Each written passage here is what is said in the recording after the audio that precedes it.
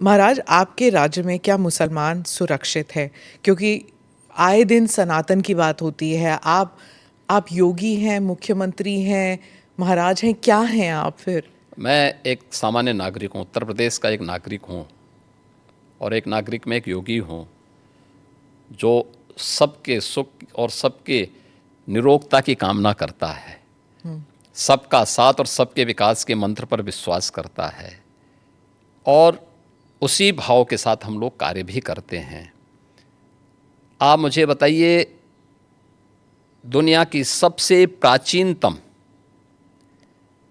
धर्म और संस्कृति है सनातन धर्म। उसके नाम से ही आप अंदाज़ा लगा सकते हैं।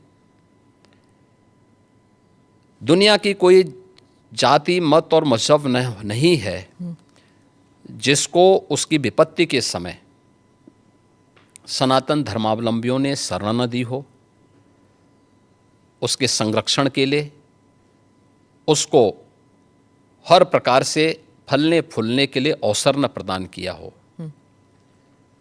लेकिन बदले में उसे मिला क्या? बदले में मिला क्या? और दुनिया के अंदर कोई उदाहरण नहीं, कोई उदाहरण नहीं कि कहीं भी हिंदू राजाओं ने दुनिया के अंदर कहीं भी अपने बल पर, अपने वैभव के दंभ से किसी पर आधिपत्य स्थापित किया हो।